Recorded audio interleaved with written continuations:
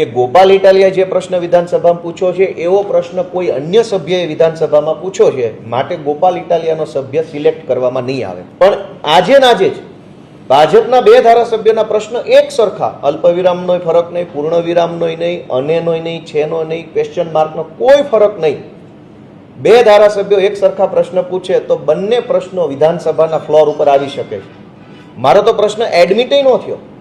તો હવે આ ખેલ જનતા જાણે, જનતા જુએ કે પ્રશ્ન પૂછવાની સત્તાનો ભયંકર દુરુપયોગ થઈ રહ્યો છે. પ્રશ્ન પૂછવાની ઓથોરિટીને ખોટી રીતે ઉપયોગ કરવામાં આવી રહ્યો છે, જેથી કરીને વિપક્ષના પ્રશ્નો દબાઈ જાય. બીજો પ્રશ્ન, આમાં સૌથી મહત્વનો મુદ્દો એ છે કે તમે જો તારાંકિત પ્રશ્નોની યાદી જોશો 8 તારીખની, તો તમને ખ્યાલ આવશે કે ભાજપના સભ્યોને વિધાનસભામાં પ્રશ્ન પૂછવાનું મનાય છે, કોઈ બોલવા દેતું નહીં. એમને તો ખાલી સહીઓ કરી દેવાની છે પ્રશ્નના કાગળ ઉપર.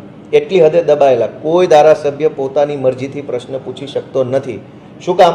આજના જ પહેલામાં જોશો તો ભુજના ધારાસભ્યના કોલમમાં બનાસકાંઠાના પ્રશ્નો છે, બનાસકાંઠાના ધારાસભ્યના કોલમમાં ભાવનગરના પ્રશ્નો છે. એનો અર્થ એ થયો કે આ પ્રશ્ન ધારાસભ્ય નથી પૂછ્યો, પાર્ટી ઓફિસથી બધું લખીને સહીઓ લઈ લીધેલી છે. તો ભાજપના ધારાસભ્યોને આવી રીતે દબાવવામાં આવે છે, એને બોલવા દેવામાં નથી આવતા. તો હું તો વિનંતી કરું છું થોડુંક એને બોલવા દો. ધારાસભ્ય છે, થોડાક એને છૂટ આપો પ્રશ્ન પૂછવાની, ભલે પૂછે.